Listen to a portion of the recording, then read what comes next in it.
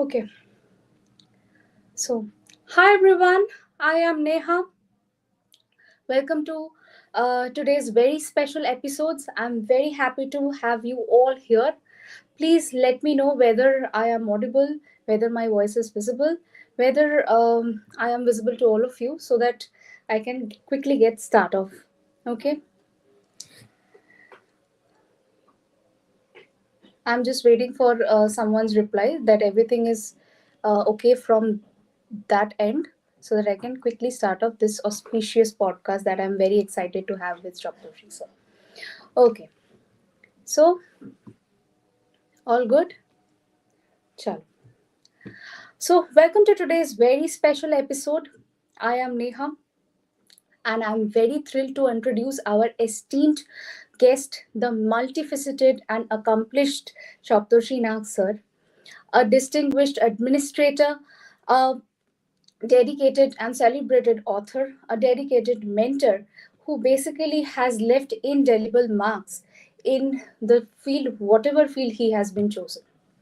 With a stellar career planning and with a stellar career in like 17 years in administrative services, he has basically come up with his debut book where he has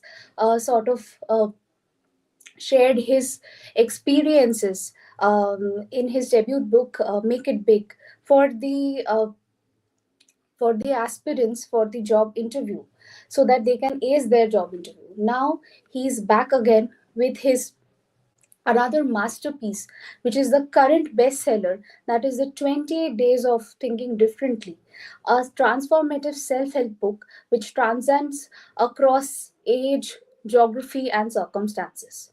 This is a powerful guidebook, guys, and it has this potential to to uphold a universal appeal. This is basically, what do I say? This is basically applicable to individual from 8 to 80. Okay, whatever and regardless of the state of being they are in. So if you are basically quickly or if you are looking for personal growth, if you are seeking to overcome challenges in your life, and if you are looking to upgrade yourself to a better version of yourselves, so I can vouch on this part. This book has this potential, sort of, what do I say, যত বলবো ততই কম হবে.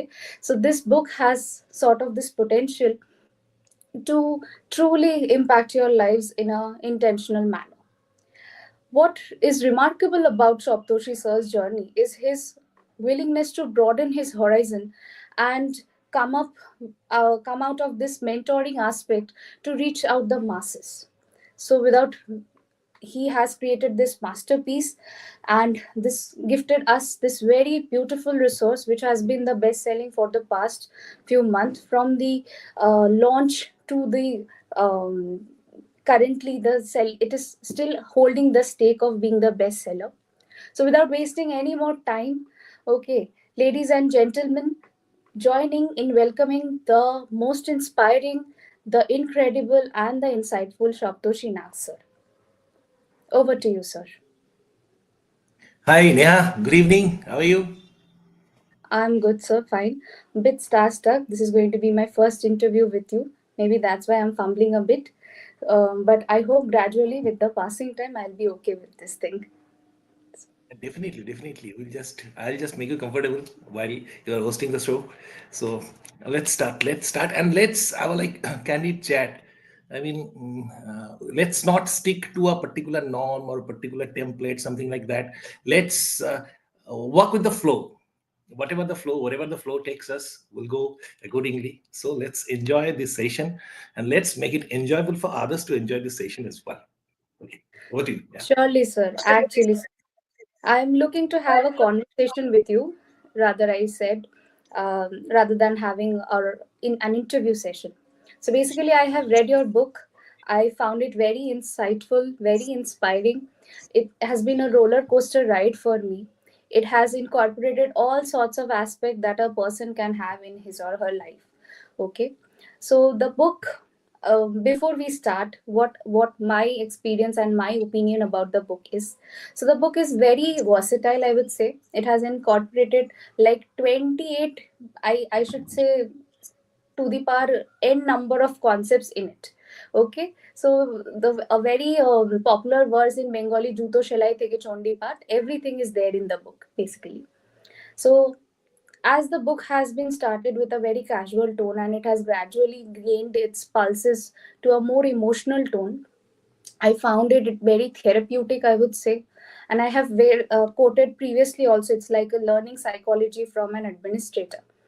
So basically, so I am very happy, at the same time surprised, and also I'm willing to know and eager to know that what made you write this masterpiece. What is the story behind this? What inspired you to draft this thing? See, basically, I love two terms, particular two terms are there. One is legitimacy, and the second is legacy. See, first a decade or so of my career here in civil service, I took it to start that, to build that legitimacy rather. You know, say, I'll say certain things, and some people will listen to it. Why? Before that, I have to earn that legitimacy. I have to earn that position so that whatever I say, at least a few people can listen to that. You know? So it took me years to build that reputation or legitimacy, whatever you say it, whatever you call it.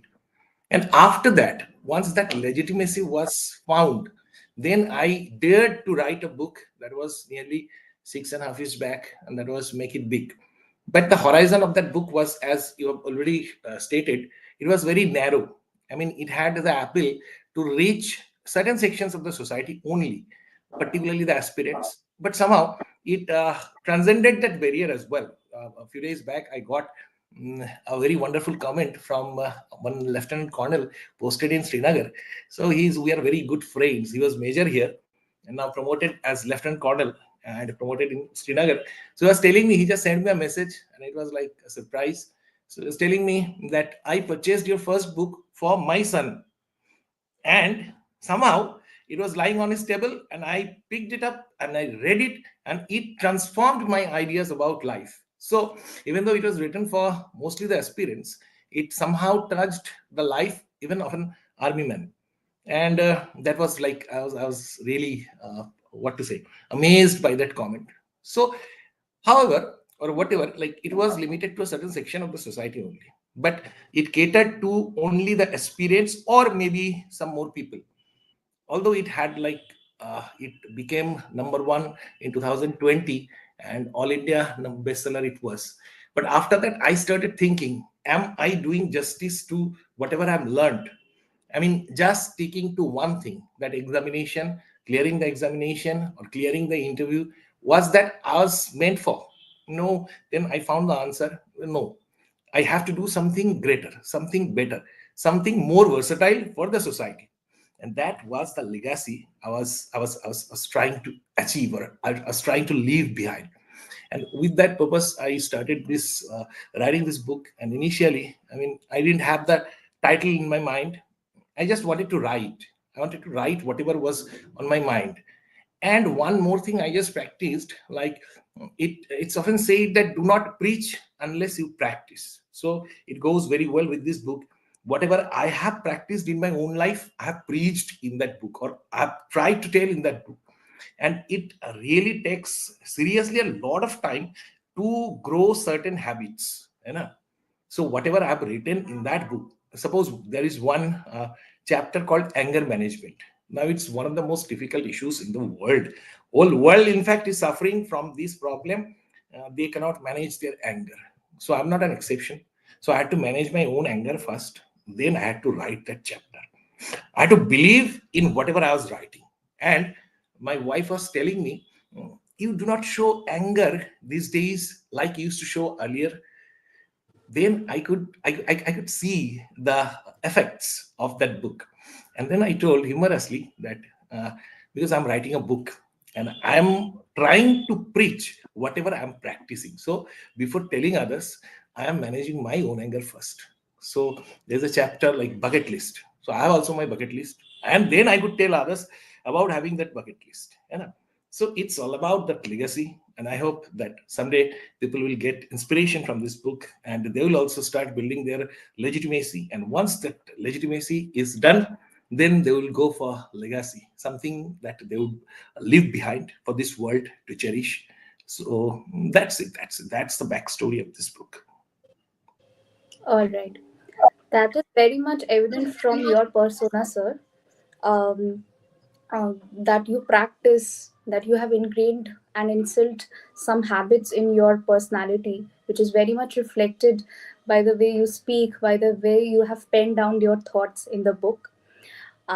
Also, one more thing, this book is basically a manual for one who is lost, I would say, in the journey of life, for a bankrupt person, also for an individual who's looking for a purpose or a meaning in life, also. So, you have basically advised or prescribed the readers to read in a sequel manner, like reading or finishing the book in the 28 days. Okay, so, and you have intentionally skipped the index part of the book also, so that uh, so that they unfold the surprises which the book carries gradually and not by one go. So this is a very unique thoughts, like you have portrayed or you have showcased in your piece of writing. So I have one curious question for you, that when do you get those ideas? Like, is it come in the morning, or is it comes into your pops into your mind at night? Like, ideas will mostly when you come across with those ideas, is it free flowing, or you have a dedicated time slot for inventing such creative ideas in your schedule? Many of the people I've seen that they give this excuse that I cannot do this work because I'm so much busy. That is one of the excuses that I find so often with people, because I'm busy. This phrase has become so much universal, and it's so much synonymous with procrastination. Procrastination has got a phrase, and that is I am busy. You know? So I had to cull that part, that I'm busy. You know? So basically, whenever I'm working on other things. Simultaneously, my mind is working on my book. है ना? Suppose I love to cook, है ना? I'm keeping that part, my professional part apart, because that's my office thing, है ना? That's separate thing. There I have to consider it absolutely, because that is public service, and you know the pressure of public service. But apart from that, whenever I'm doing any other work, I'm just like I keep on thinking about how to improve that book, and this way, like this indexing thing, and I actually prepared that index, है ना? And then I read the book myself, and then I thought, "Ah, कुछ जम नहीं रहा है, कुछ खास नहीं हो रहा है.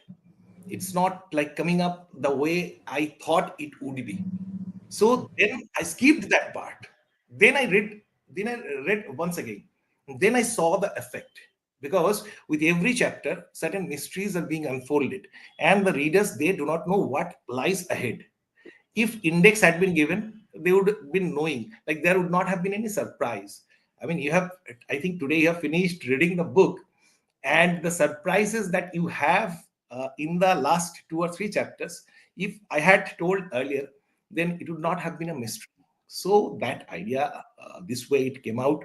And certain things like I didn't write when I wrote that book, I was not sure what the chapters would be.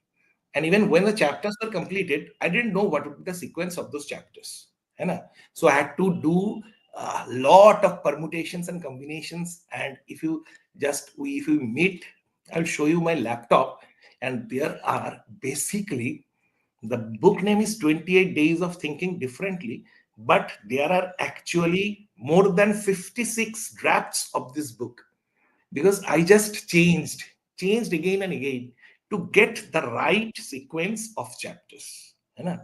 And that like I sleep less.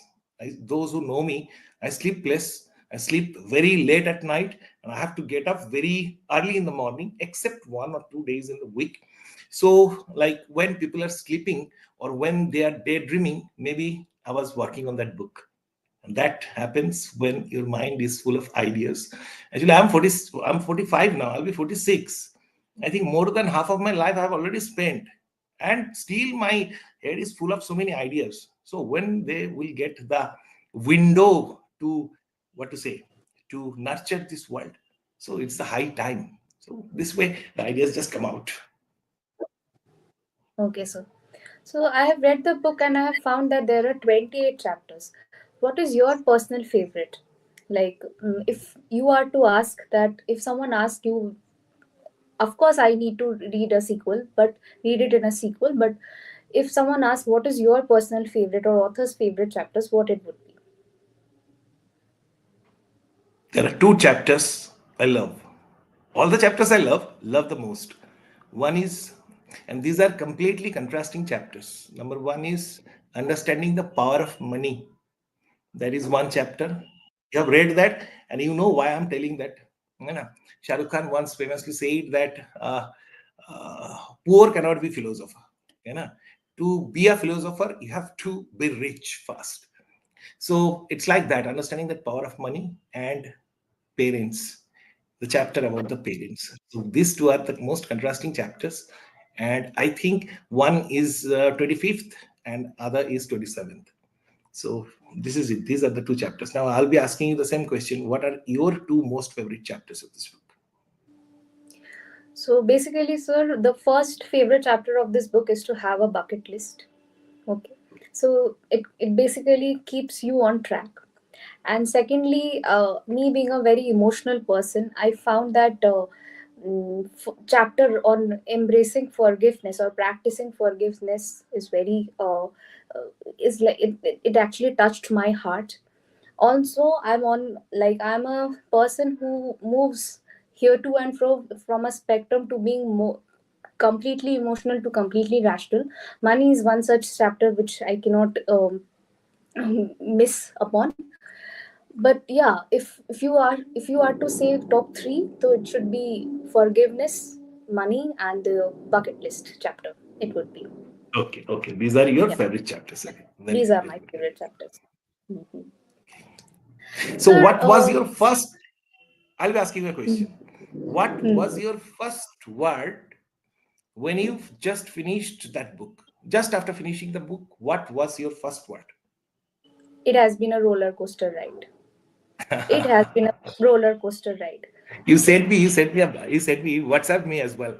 It has been a Haha. roller coaster ride. Yeah, It has been a roller coaster ride. Me being a person, I find very difficulty. Like I genuinely struggle doing things in moderation. Whenever I study like hell.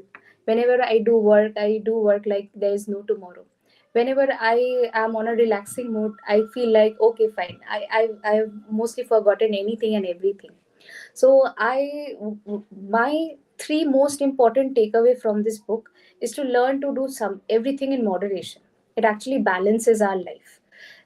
This is what I found it very insightful. And second is, you have very nicely mentioned in the book that we need to learn or we need to practice forgiveness. This is important. At the same time, you need to be wise also, that you should not mix up forgiveness with foolishness. So be exactly. wise when it comes to forgiveness, and at the same time, be kind also, and make sure whom you are forgiving, and forget not whom you are forgiving. So this is what I Exactly. it touched my heart, because we live in a society which is full of people who are very like people who are putting up mask and roaming here and there, finding people, nice people in life, and getting people, genuine people as your friend. Like, make friends to make friends with. So in that case, we eventually may meet people who I don't know. So we need to be more selective when it comes to friends, and Definitely. even if we get a lot of learnings or lessons, whatever, so we need to learn how to forgive them. So yeah, in that case. So my next question for you would be, sir, okay, if a 20-year-old, like, what would be your advice to a 20, or someone in his or her mid 20s, like what chapter you should focus upon so that you should maximize your like, or you, what do I say, or you should, you will be able to um, enjoy your 20s at the most. Like, if I were 20, if someone would have told me, I would have practiced this and I would have be at a profit. If it is the same thing, then what would be your advice to a 20-year-old person who would be reading your book? Basically, most of the 20-year-old guys, kids basically, in my eyes, they're kids basically. So they live under this false impression that बहुत time है, बहुत time है, काफी सारा time बचे, है ना? We have plenty of time ahead. But this is the biggest, what to say, misconception that most of the people, particularly in their early 20s, they have.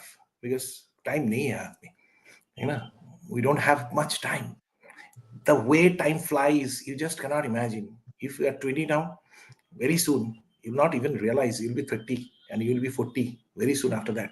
So time flies like that, and you have to be the master of that time. So whatever is your potential now, certain things I could do, like I used to be a very good fielder, you know. I used to jump a lot.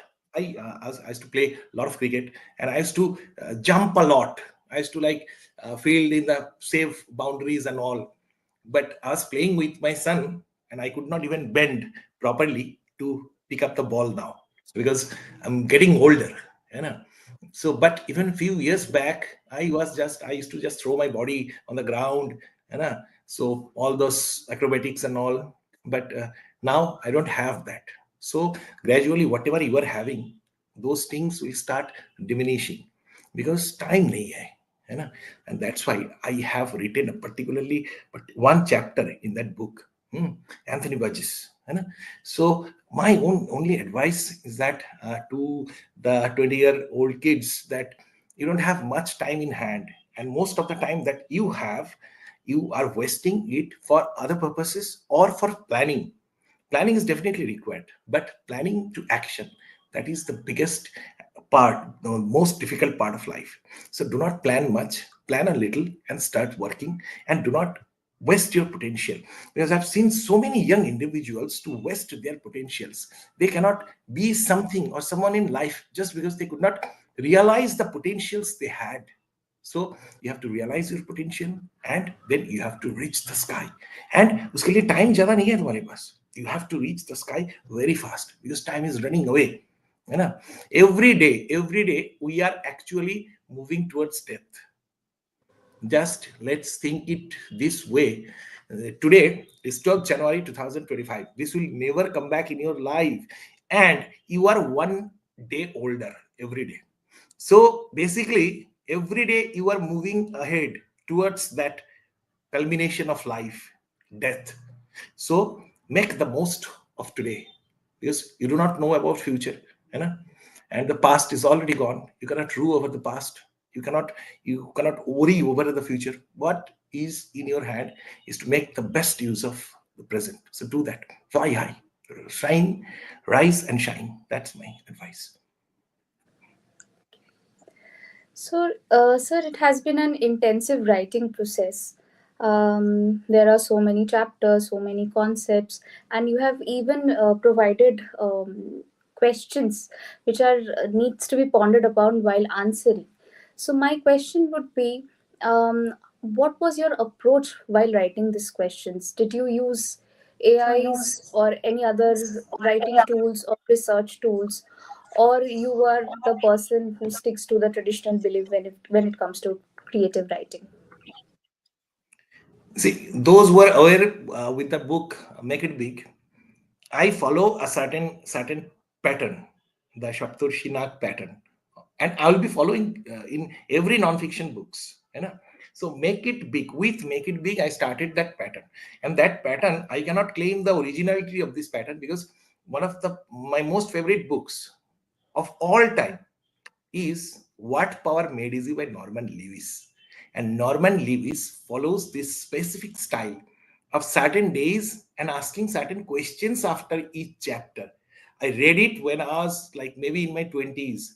And then I fell in love with Norman Lewis, and that love is still intact even now. So when I wrote Make It Big, I followed his kind of his template. है ना? So I used to like put questions after every chapter related to pertaining to that particular chapter, and I have continued that template in this book. And those questions were actually not written while I wrote that chapter. Later on, when I was thinking about the chapter, how to make the chapter even more beautiful, even more with more content, then those questions came on my mind. So I thought of like putting the answers in the chapter, but then I restrained myself and thought that let's ask the readers these questions. है ना? So if you answer these questions, maybe the volume of that answer will be even bigger than that chapter. So I do not try. I mean, use any AI tool to like. You don't need any tool to prepare these questions. If you are sincerely in love with whatever you have written, then you do not need any other tool. And I am completely a believer of this traditional writing method. You know, the only thing that I write in laptop, not with pen and paper any longer, but the Bengali book that I've started rather, that I'll be writing in pen and paper only. And this is the thing. This is the thing that about writing. And AI can be a very good tool for designing or for preparation of study materials. But if you mix AI with literature, then something very bad is going to happen. Because I searched for Saptarshi Nag at one point. Nowadays, they are coming with better answers. Still, I'm not satisfied who Saptarshi Nag is. So I thought that Saptarshi Nag is followed. I think that kind of line I got. He is followed by millions of, and I was thinking, ah, yeah, he is even more like positive than me. And Saptarshi Nag is followed by millions of people uh, in the whole world, and he owns a Ferrari, something kind of uh, thing like they came up with. So I don't trust AI completely, and I'll never use AI for any literature. Yeah. But definitely for graphics designs, I may use AI. Yeah. All right, sir. So basically, you justify the phrase "you're man of your words," be it more sarcastically or be it more like. Also, in the book, you have mentioned that we need to have a very good sense of humor in order to deal with, um, and also it helps you in public speaking as well. Can you just like you being a very good orator, I can see you are a motivational speaker as well, and I think that part of your personality has also reflected in your writing. And how would you like to our viewers who are currently watching right now, can you just give two or three suggestions how to improve public speaking skills, and how this book can help you to integrate the habit of public speaking and to get rid of the fear of speaking publicly? As the person, like I remember during my childhood, it was Rabindra Jayanti, the birth anniversary of the great Rabindranath Tagore, and as asked to recite a poem. And that poem was also a very simple poem. Like that one class one or class two kids, they read "Tal gach ek paye dariye, sob gach chhariye, uki mare akashe." That, and I stood on the stage and I looked at the people. They were looking at me, and I started Tal Namaskar. Then I started reciting Tal gach ek paye dariye, and then I just ran away from that stage. Okay, because and it was such an embarrassing moment for my mother. So and from that day, that fear, you know, of public speaking, that actually grabbed me, and so I had to work a lot. And it was during my career as video, then I had to deliver a lot of speeches, and I had to address the people. Then I got back that courage, I got that strength, and I just told myself one thing, let's not be very ornamental in your speeches. Whatever is coming on your mind, you are delivering that only. So for that, public speaking, the number one thumb rule is that you have to be honest. You cannot show the world like how gaudy this, how flashy this world can be, but you have to be very honest. You have to be brutally true, number one. And number two is like, you have to accept your failures. Like, I have fumbled so many times while delivering a speech, but most of the people, they could not understand that I was fumbling or I was looking for words. Even now, when I'm just speaking, at times I fumble for words. But then what I do while delivering a public speech is that I just mix my sense of humor with that speech. I have always like hundreds of stories, anecdotes, humorous stories in my kitty. And whenever I'm in trouble, those stories, those anecdotes come to rescue me, because I deliver that. Suddenly I just tell them that story, and their attention is diverted. And the audience cannot understand that this man is actually uh, trying to get back his words. So that's another way to mix your sense of humor. And three is like the third and the most important part, it has to be you. You cannot be someone else in your life or in your speeches. While you're delivering speech, you cannot be Shah Rukh Khan. You cannot be Mel Gibson. You cannot be Barack Obama. While you're delivering a speech, it is you, and people are listening to you, not Steve Jobs, है ना, or Mark Zuckerberg. They're listening to you, that persona. So try to dig in and find what is your asset and present it before the public. So being you, having the sense of humor, and like that courage, facing yourself. These are the things to be a good and proper public speaker. Very nice, impressive.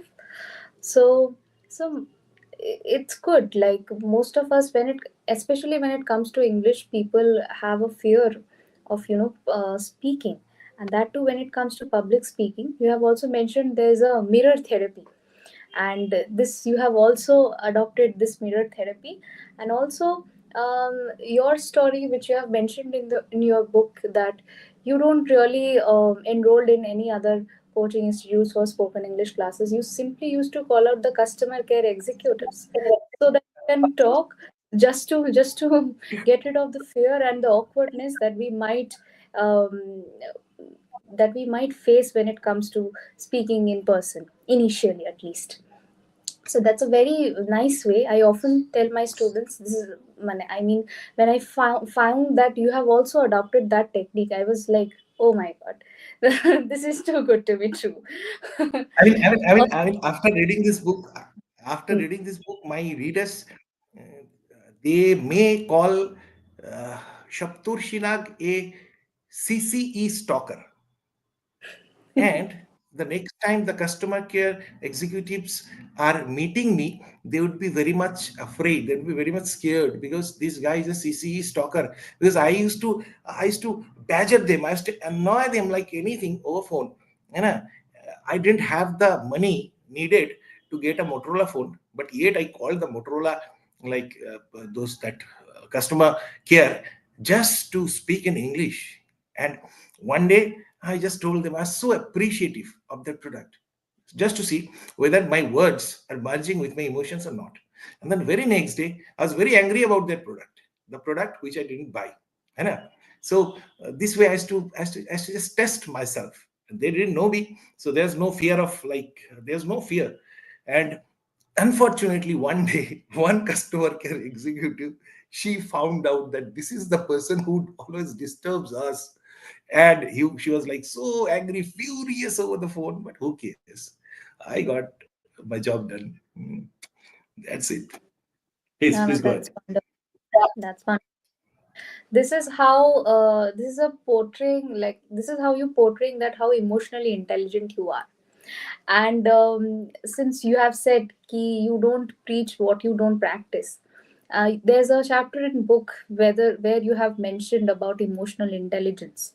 And nowadays with the growing trend and with the societal situation and circumstances, it is even said that emotional intelligence is way more important than intelligence, that EQ is way more superior than IQ in terms of success, in terms of sense of fulfillment in life.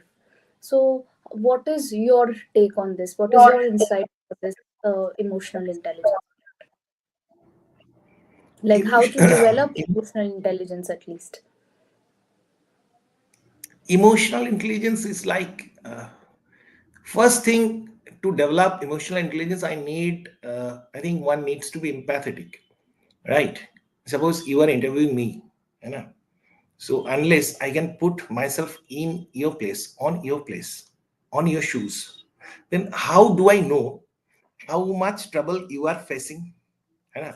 Maybe there is a backstory. Maybe there is a story that just before coming to this life, you had some problem, you had some distress, है ना? But still you are smiling. Maybe still you are like talking this way beautifully. So I have to put myself in your position first. है ना? Once I do that, once I be empathetic. Sympathy तो सभी दिखाते हैं ना. When you meet a beggar, you are actually sympathetic. You give her a 10 rupee note, but basically that's sympathy, you know. But right now what I'm talking about is empathy. And once that empathy is generated, it's going to be there with you whenever you are in a heated discussion.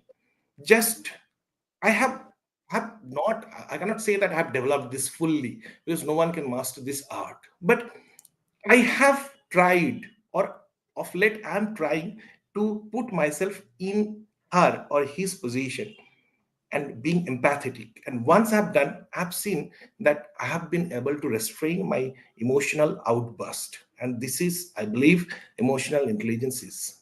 So empathy is the best thing. And I have written in the book one very good, uh, beautiful line is there, that in India, we are taught to appreciate the earth. In Japan or other developed countries, they are taught the art of appreciation. So Appreciation. once you start appreciating others, things actually change, है ना? Emotionally, मतलब IQ तो सबके पास होता है ना? Most of the people, they have some good IQs, good students, but we have seen so many successful people who are monsters in their lives just because they have very high IQ, but they lacked that EQ. So this balance is very much needed. And along with that, what you need is that your HQ, humor quotients. If you mix properly these three ingredients, IQ, EQ, and HQ, then you are going to rock in your life. So HQ is also a very important part. You know, someone says something bad about you, and instead of reacting, if you just say words about you in front of yourself, then the problem is solved. You know, You you are being not the looking devil's good. advocate, being the devil's Yeah. advocate. Yeah? If Okay. someone say tells me that I do not look good, I'll say, yeah, definitely. I have such big teeth, I have such big ears, I have such big eyes. How can I look good? So that deprecating humor, that is very much needed. And that's all. Emotional intelligence is very much needed. Gratitude, appreciation, and empathy, these are the ingredients of having this EQ. So, in coming to this emotion part, like while penning down all the chapters, like um, while writing, which chapter or which chapter made you emotional? Like when you were like you burst into emotions while penning down the chapter. Which chapters are those? A chapter about the parents. It has Parents. to be the chapter. It's definitely the chapter about the parents. Because I have narrated certain stories which I'm not going to share here, because that will be spoiler for the readers. I've narrated certain stories which are actually real and actually happened, and somehow changed my perspective. I was telling the earlier in this interview only, I was telling that younger kids, they believe they're always under the false impression that they have so much time in their hand, which is absolutely wrong. So Everyone makes that mistake because we do not have time. And such one instance has been shared in that book, in that particular chapter. So whatever you're being asked to do, or whatever you think you should do, you should do it now, because you may not see the world tomorrow. It may happen, the world may be destroyed tonight. Who knows? So better not to leave this world with strings, with music still to be played in your heart. Be full, then live. That's the philosophy. All right. That's really good to hear from you, sir. I have a question. Like, what is life according to you? Since you are actually penning down a book for self help, self help guide, and you have pondered so much things and penned down so much things, and these are the real reflections of your thought process. So, what is your perception about life? What is life according to Saptarshi Nag? Life is a journey. Life is a transformative journey. Life is all about today what you are. You may not be the same person tomorrow. Life is all about evolving. Life is all about changing in a positive way. Life is a beautiful gift. I've shared one story in that book only. I've shared all those things in the book. Like one of my favorite films, It's a Wonderful Life. It's a Wonderful Life. And that story, you know, Frank Capra directed this masterpiece, It's a Wonderful Life. James Stewart was there. It's my favorite actor of that era. So, I mean, if you just think, had you not been there, suppose Neha Dash, start believing this way, you are not born. Okay. So, what are the things people would have missed? Then you will see there are hundreds of reasons to love life. You know? If you had not been there on this earth, certain things, hundreds of things, positive things, great things would not have happened. And just because you are there, those things have happened. Most of the phases, in most of the times, what we do, what wrong has been done just because of our presence, we often highlight, we often worry about that. You know, I was listening to a very wonderful thing from Navjot Singh Sidhu that day. We do chinta, but we fail to do chintan. And चिंता चिता समान होता है ना? So chinta is what actually makes us think, takes us to our grave, and chintan takes us to heaven, है ना? So chintan is very much important about life. It's about appreciating yourself. That's why my book starts with the chapter loving yourself, the importance of loving yourself. Because unless you highlight whatever you have achieved in your life, if I'm feeling very depressed, then I would start with a diary. Whatever good things I've done in my life, whatever good things I've done for myself or for others or for the society. And then suddenly, from depression, from a gloomy surrounding, life will start shining for me in front of my eyes. So it's very important that you give importance to your own existence or presence. And that is life. And only then you will realize it's a wonderful life. Life is beautiful. That's it. Sir, what a wonderful explanation, I might say. I must say, rather, I should say. Also, in this journey of life, we often confuse our achievements and we often associate with our achievements with our self worth. So there's a saying ki that, like you said, ki if you wouldn't have been here, what are the good things that world would miss without Neha? So this is what defines my worth as an individual. So here, what happens? People mostly having these conditions of worth.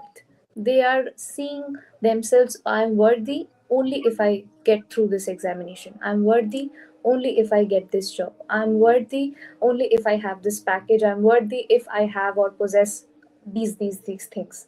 And often when the expectations are not met, they feel themselves as a failure. They see themselves as a failure when there's a clear cut discrepancy with the real self and the ideal self. So how would you say, like, what is your advice for the viewers ki how to deal with this? So how to what is your outlook um as of self-worth? The Almighty has given us everything, but the problem is that we do not accept those that everything. The Indian or the like the people with black dark hair, you know, they often dye their hair with blonde colors. You know? Whereas the blondes, actual blondes, they often dye their color black because Black. both are not happy with whatever they have got. You know, the people who are not fair skinned, they apply so many creams, so many cosmetics, so many chemicals to look fairer. And those who are very fair, they just spend time in the sea beach to tan themselves to get a bit darker look. Because if no one is happy, so the only person is who is happy with whatever they have. You know, you just see uh, Denzel Washington. है ना? You take the name Denzel Washington, one of my most favorite actors, है ना? Morgan Freeman, है ना? Would you call him? He is very dashing kind of thing. No, but still he delivered one of the finest performances in the world. One of my favorite singers, particularly in my growing years, used to be Stevie Wonder. Stevie Wonder is famous for so many songs, but Indians often like recognize him with the song that I just call to say. That was used in Maine Pyar Kiya, है ना? So Stevie Wonder could not see. He always used to put that glass on. So those people who actually succeeded, who actually understood the meaning of life, for them beauty mattered nothing. For them the appearance mattered nothing. For them the like external appearance, it mattered nothing, because what they had internally was enough to enlighten this whole world. That's how they achieved success, and they are still remembered. Even we are talking about Morgan Freeman and Denzel Washington in this show because they have done something, they have achieved something. Leonardo DiCaprio, of late, if you see, he has gained so much of weight. है ना? I love this guy just because not he is one of the finest actors ever in the whole world. But he's never ashamed of his. You just remember in Titanic, he used to be such a cute guy. Every girl used to fall for him. That hair, that lock of hair, that smile, everything. And in the very next movie, he transformed himself. That next movie was The Beach. And I think Danny Boyle's The Beach, and he transformed himself. He played with his look. He was no longer that cute guy. है ना?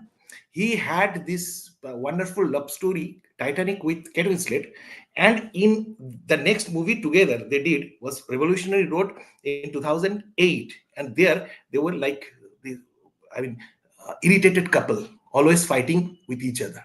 है ना? So Leonardo, even if you see his recent works, he has gained so much of weight, and he doesn't like do anything to look very special because he is already special. So it's all about being with that, understanding your self-worth. Whatever you have, that is beautiful. You are beautiful. I am beautiful. Once we realize this, there's nothing comes in the way. That's it. Very nice, sir. Sir, the very last chapter of your book is titled as Die Empty. Okay. So, and also, chalo, before we go on to that part, there's one interesting chapter I have encountered, that here in this 21st century where every influencer is talking about stay away from negativity, please embrace and accept positive thinking, have a positive mindset. You, on the contrary, you have advocated for negativity, and you have said that embrace negativity. Now this is something which is very different concept that you have put up. So can you please tell me, like, what is the ideology behind this? One of the finest motivational speakers of India. I used to respect him a lot, and he is all about spreading positivity and all. And one day, another creator, and he has, like, I'm not telling that taking the name, he has more than millions, maybe billion, है ना? Not billion, millions of subscribers. And he he was all about positivity, embracing positivity, all that thing. Suddenly, one influential, another YouTube influencer, he made a video criticizing him. है ना? The very next day, we saw he started continuously posting on Facebook, YouTube community, and how he will take action against that thing. And that mask was gone. It just needed one guy and one video to peel that mask off of that positive guy. I'm not taking the name, but I think you will understand. So, all those who talk about positivity all the time, they are actually not doing justice to this word positivity. Negativity and positivity are just like life and death. They exist together. They're in conflict with each other. We cannot be immortals. We cannot escape death. So positivity cannot ever eschew, cannot ever avoid negativity. And negativity will always be there. Negativity is always be there in your life, uh, but it will poke you. If you do not embrace negativity, it will start poking you. It will disturb you. It will annoy you. And you will be gloomy. You will be depressed. You will be in distress all the time, just because you didn't allow negativity to harbor in your mind. So take a time, particular time, maybe 11 to 11:30. All the negative thoughts that you are actually coming on your mind, you open the window for them. Just start thinking, if earthquake happens right now, if the roof just gets destroyed, if I die, all these negative thoughts, give space for half an hour in the entire day. That's what exactly NTT Showman, he has read that chapter. So this is all talked about.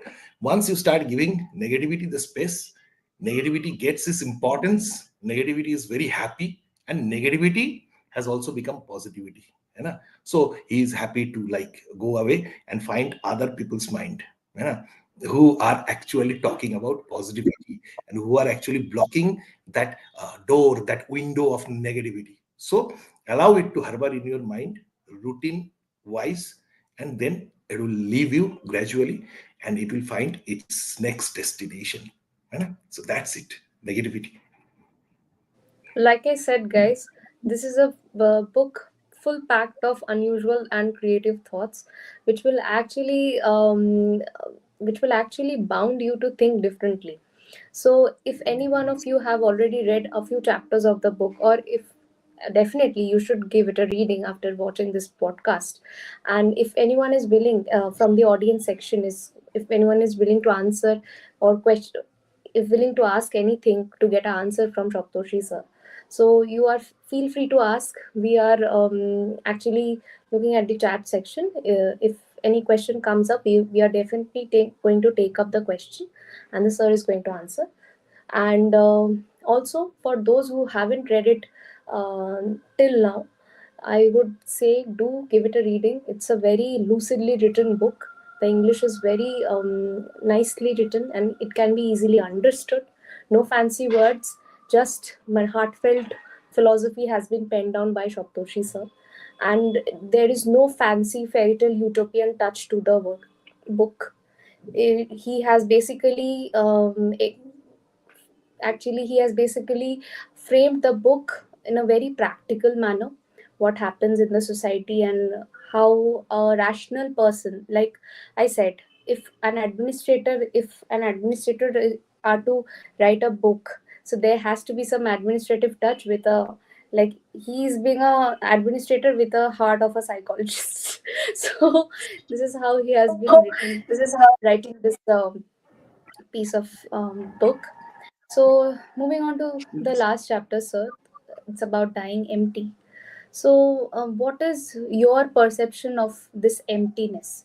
Is it the emptiness that we are actually understanding, or there's a different connotation behind this emptiness?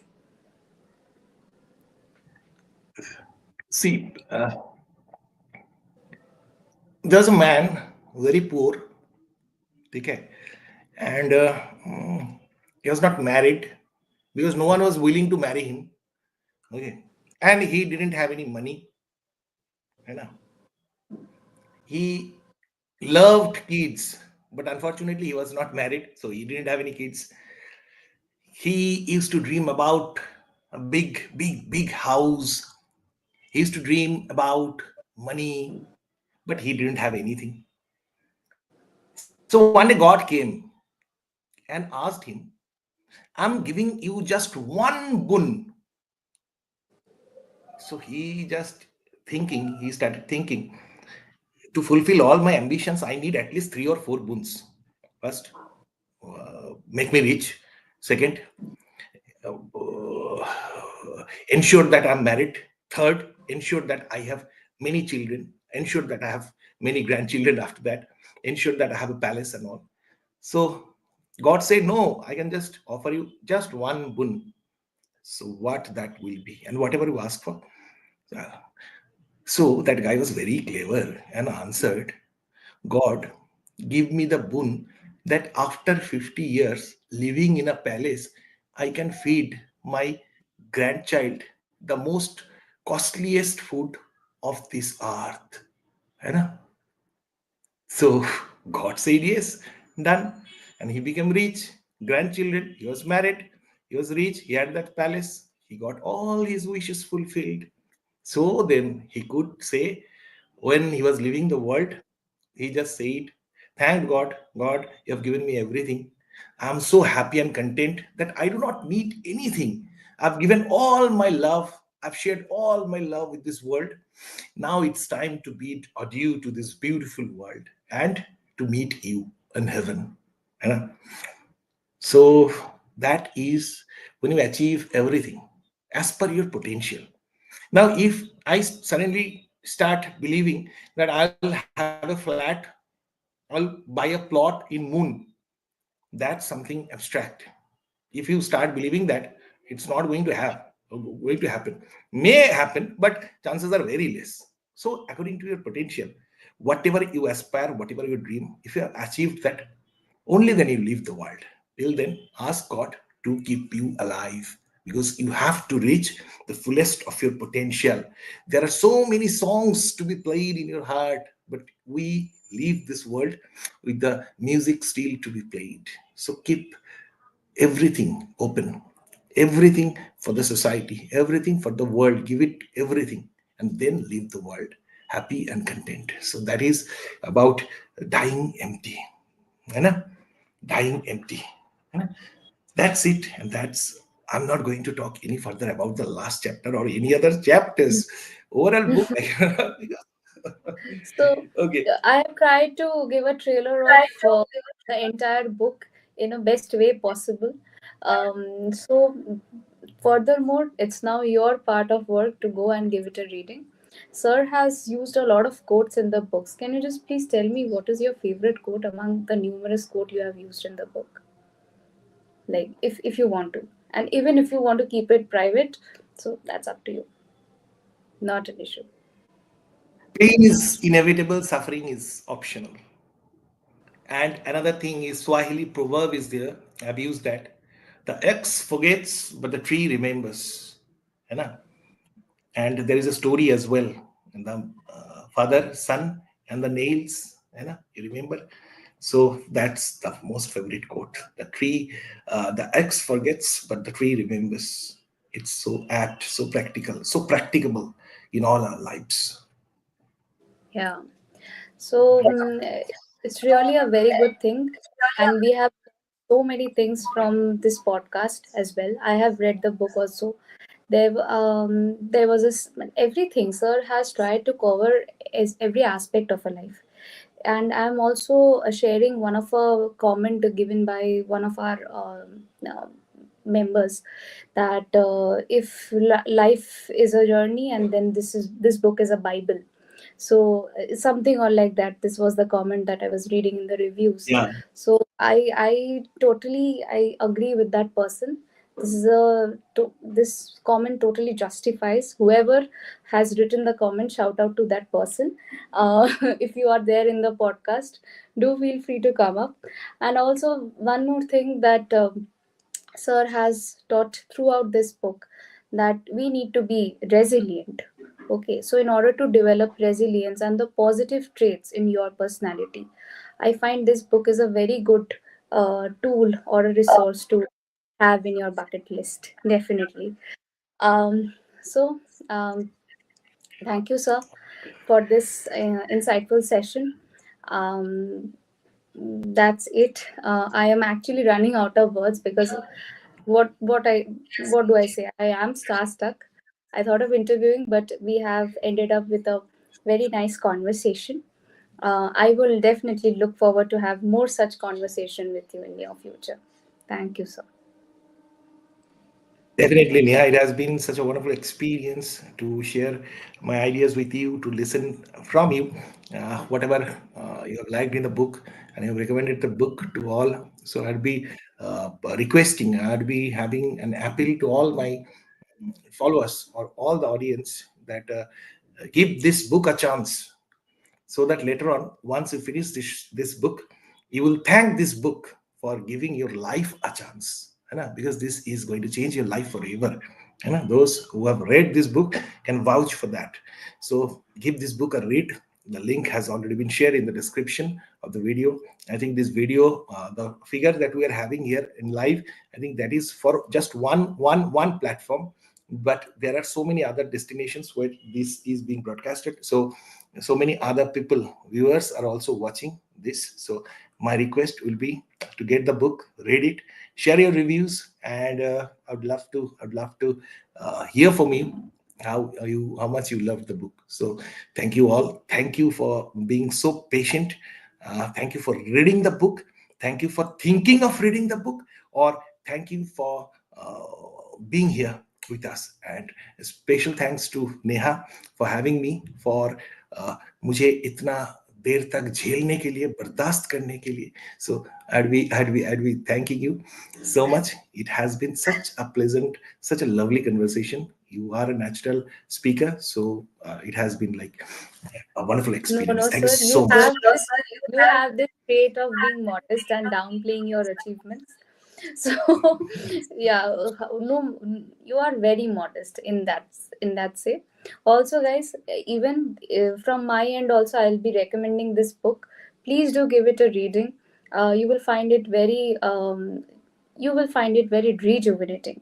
And also, there's one more thing, guys. This is not just a book. This is a guidebook, to be very specific, I should say. So whether you are, like I said, whether you are seeking for personal growth, whether you are uh, aiming to change or overcome any challenges in your life, or whether you just want to upgrade to a better version, this is a one stop solution, guys. You have to give it a reading and thank me later. And those who have still not started reading, thank me later after seeing this podcast. And do not forget to share your reviews on the buying portal, or you are feel free to share wherever you feel like sharing your reviews. Thank you so much, Neha. Thank you so much.